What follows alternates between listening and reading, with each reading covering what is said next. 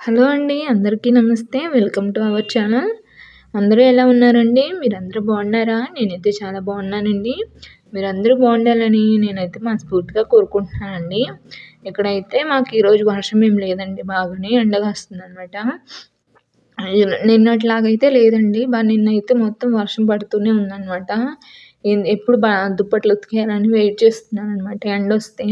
ఈరోజైతే దుప్పట్లు కూడా నానబెట్టేసానండి ఉతికేయడానికి. ఇక్కడైతే చెప్పాను కదా! నాకు మా వారికి ఇద్దరికైతే మాత్రం జలుబు, దగ్గు చేసేసాయనమాట. ఈరోజైతే హాస్పిటల్‌కెళ్ళాలి కాబట్టి త్వరగా నా పనులైతే చేసుకుంటున్నానండి. ఇక్కడైతే టొమాటోస్‌తో ఏమి చేయట్లేదనమాట. కొన్ని రోజులైతే టమాటాస్‌కి దూరంగా ఉండాలనుకుంటున్నాం.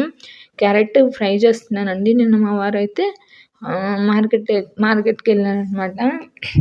అక్కడైతే క్యారెట్, బీట్రూటు అలాగే దొండకాయలు ఇదైతే తీసుకొచ్చారనమాట.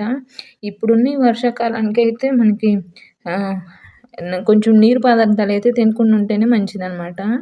ఎందుకు అంటే ఈ వర్షాకాలానికి నీరు పదార్థాలు ఇంకా జలుబు, దగ్గు చేస్తాయండి. మా ఇంట్లో టమాటాస్ తినక కర్రీ చేయక చాలా రోజులైపోయిందండి. ఇక్కడైతే క్యారెట్‌ని అయితే కట్ చేస్తున్నాననమాట. క్యారెట్ ఫ్రై గురించి చెప్పాల్సిందేం లేదండి. క్యారెట్ అంటే చూడ్డానికి కలర్‌ఫుల్‌గా ఉంటదనమాట. తింటే కూడా మంచిదనమాట. మా ఇంట్లో అందరం మా పాప అయితే పచ్చి క్యారెట్టే తింటదండి. క్యారెట్‌ని మేము ఎక్కువగా చేసుకోము. ఎందుకంటే మా అత్తయ్య వాళ్ళు క్యారెట్ ఫ్రై చేస్తారనమాట. వేరుశనగ విత్తనాలేసేసి పొడి కొట్టేసిద్దండి. దాంట్లో ఏసేస్తది. ఆ క్యారెట్ స్వీటు, ఇంకా ఆ పొడి ఇంకా స్వీట్ అనమాట. కొంచెం వాళ్ళు స్వీట్ ఎక్కువ తింటారు కాబట్టి వాళ్ళకి ఆ రెసిపీ నచ్చిద్ది. ఇక్కడైతే నూనె ప్యాకెట్ ధరలైతే పెరిగిపోయాయండి. ప్యాకెట్ వచ్చేసరికి 145 రూపీస్ అండి రుచి గోల్డ్.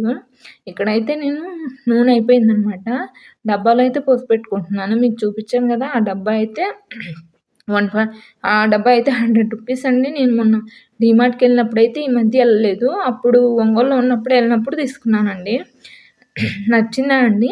కరెక్ట్‌గా 1 లీటర్ ఆయిల్ అయితే దాంట్లో పట్టేస్తదనమాట. ఇక్కడైతే ఫ్రై చేస్తున్నానండి. దానికోసమైతే తాలింపు గింజలు, ఎండుమిర్చి నేనైతే ఫ్రైలో ఉల్లిపాయలైతే వేసుకోననమాట.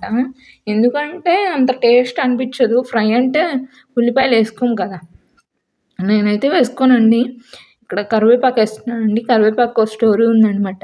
కరివేపాకైతే ఇంట్లో అయిపోయిందండి ఎప్పుడో. ఇక్కడ పక్కింటి ఆంటీ వాళ్ళైతే ఇచ్చారండి నాకు కరివేపాకు అడిగితేను.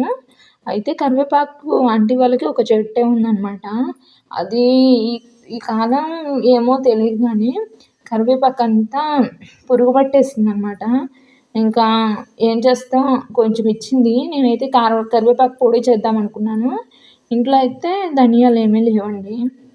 అందుకనైతే అక్కడ పక్కన పెట్టేసాననమాట. మా ఇంట్లో ఫ్రిడ్జ్ కూడా లేదు కాబట్టి కొన్ని రోజులకే ఎండిపోద్దండి అది. నేనైతే కరివేపాకునైతే ఒక డబ్బాలో అయితే స్టోర్ చేసి పెట్టుకుంటాను. నా స్టైల్‌లో కరివే నా స్టైల్‌లో కరివేపాకు పొడి కావాలంటే కామెంట్ చేయండి. నేను చేస్తానండి. ఇడ్లీలోకి కానీ, దోసల్లోకి కానీ సూపర్ ఉంటదండి. ఇక్కడ క్యారెట్ అయితే వేపుకుంటున్నాననమాట. అన్నం కూడా పెట్టేసానండి. అన్నం పొంగొచ్చేసింది. అన్నం పొంగొచ్చేసిన వెంటనే మనమైతే తిప్పుకుంటే మంచిగుంటదనమాట. ఇక్కడైతే చూడండి క్లైమేట్టు కొంచెం ఎండైతే వస్తుందనమాట. ఈరోజు మేము హాస్పిటల్‌కెళ్ళాం కదా! హాస్పిటల్‌లో మేము వెళ్తున్నప్పుడైతే మాకు చాలా ఎండనిపిచ్చింది. దుప్పట్లయితే నానబెట్టేస్తున్నాను. చెప్పాను కదండీ! ఎండ రావాలని వెయిట్ చేస్తున్నానండి. ఎండొచ్చేసింది. సర్ఫేసయితే నానబెట్టేస్తాను. పనంతా అయిపోయిన తర్వాత లాస్ట్‌లో అయితే దుప్పట్లయితే ఉతికేసుకుంటాను. నా పాప అయితే ఇక్కడ నాకైతే హెల్ప్ చేస్తుందనమాట. దుప్పట్లు ఇచ్చేస్తుంది నాకు. నేను ఏ పని చేసినా తను నా వెనకే ఉంటదండి.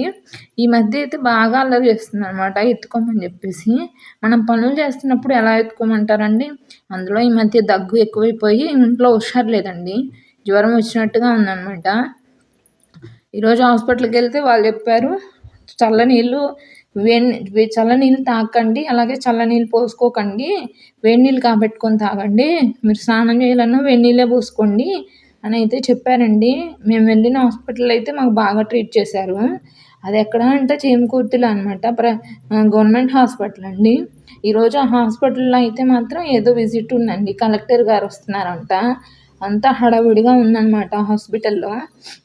నేనైతే వ్లాగ్ తీయలేదండి. ఎందుకంటే ఛార్జింగ్ అయిపోయిందనమాట సెల్ ఫోన్‌లో. ఇంటి దగ్గర పెట్టేసి సైలెంట్ మోడ్‌లో పెట్టి వచ్చేసామండి. ఇక్కడ పాప అయితే నా వెనక తిరుగుతుంది. ఈలోపు పాలతనైతే వచ్చాడనమాట. పాలు మేము అర లీటర్ పాలు తీసుకుంటామండి. రోజు ఆయనైతే బండి మీద వచ్చేసి ఇచ్చేస్తాడనమాట. ఇక్కడ ఆల్మోస్ట్ కర్రీ అయితే రెడీ అయిపోయింది. ఫ్రై అయిపోయిందండి. నేనైతే లాస్ట్ కొంచెం ధనియాల పొడి అయితే వేసేసి తీసి పక్కన పెట్టేస్తాను. ఇంకా అయితే పాలు తెచ్చేసాను కదా, పాలైతే కాగబెట్టేస్తున్నాను అనమాట. పాలు ఎప్పుడు నేనైతే పెద్ద మంట పెట్టనండి. సిమ్లో పెట్టేసి కాగబెట్టేస్తాను. ఎందుకంటే పెద్ద మంట పెట్టేసి మనం మర్చిపోయామంటే పాలన్నీ పొంగిపోతాయి అనమాట. ఇక్కడేమో ఇంకా అంట్లు అయితే తోమేశాను కదా ఉదయాన్నే, అవైతే తీసి సర్దుకుంటున్నానండి.